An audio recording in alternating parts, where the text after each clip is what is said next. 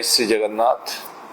आज आम छात्र समाज एवं युवगोष्ठी सामने एक बड़ प्रश्नवाची सृष्टि करा जाउछि, किंतु यार प्रकृत सत्यता कौन ताहा जानिबा निहाती जरूरी अछि। आज एक गुरुत्वपूर्ण प्रसंग उपरे आपण मानक दृष्टि आकर्षण करने को चाहूँगी। निकटरे प्रश्नपत्र लीक प्रसंग रे पूर्वतन मुख्यमंत्री नवीन पट्टनायक महाशय जो विवृत्ति आपण माने शुणिथिबे, प्रकृत रे तांकर ए विवृत्ति तांकर दोमुहा नीति बा दैत्य नीति और चरम छलना को पदारे पकाउछि।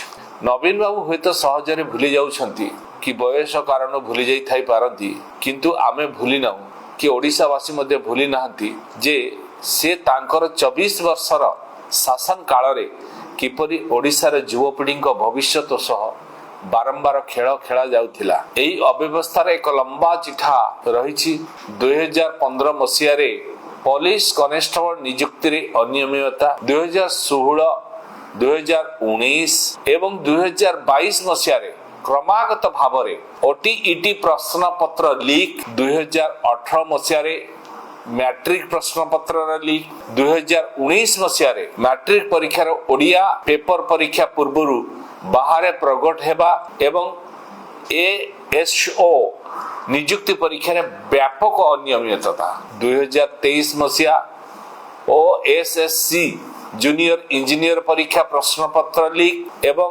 ओएसएससी अकाउंटेंट परीक्षा पेपर पत्र लीक। एभली अनेक कला अध्याय तांको सरकार सह जोड़ी होई रही।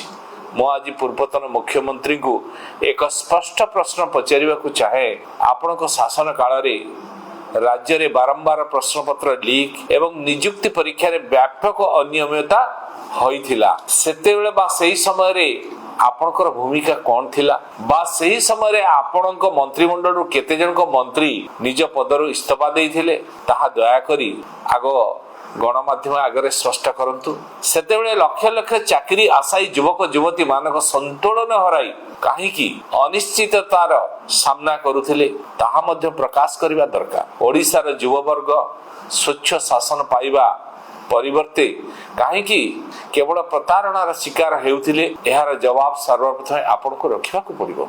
शेष रे मु एतिकी स्पष्ट करबा को चाहे, नवीन बाबू ओडिया लोकन को दुर्बल मने करंतु नाही। औषध विकल रे ताटिया न कामुडी नीट प्रसंग रे केंद्र सरकार को जे त्वरित और दृढ़ पदक्षेप नैछंती ताको प्रशंसा करबा सिखंतु। प्रशंसा न कले भी चुप्त रहंतु। निजर राजनैतिक स्वार्थ साधन पाई एभली सस्ता और मूल्यहीन विवृत्ति प्रदान निवृत्त रुहंतु, कारण यह तक सभा दिसु नहीं। 2014 रु 2024 मध्य भारतीय शिक्षा क्षेत्र रे आसी अभूतपूर्व परिवर्तन। उपनिवेशवादी मानसिकतार मुक्त होई आजिर शिक्षा व्यवस्था नूतन शिखर छुईछि।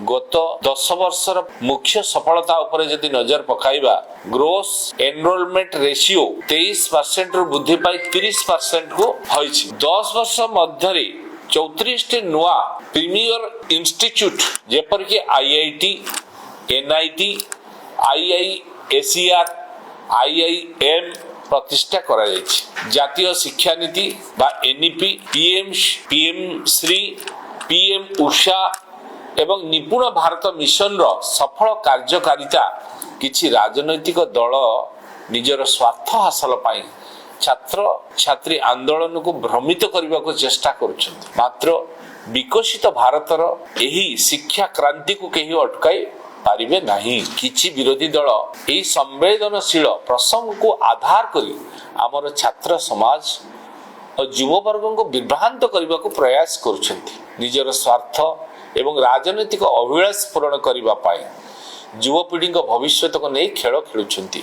मु आमर प्रिय युवक साथी मानक अनुरोध करुछि, एभली भ्रांत प्रचार एवं राजनैतिक प्ररोचना रे से माने पड़ंतु नहीं कि आसंतु नहीं। सत्य को जानंतु, बुझंतु एवं निजर भविष्य को सुरक्षित रखंतु एवं विकसित भारत सहित विकसित ओडिशा गठनर स्वप्न को साकार करंतु।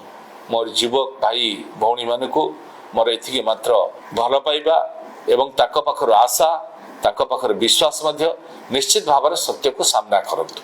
वंदे मातरम। भारत माता की जय।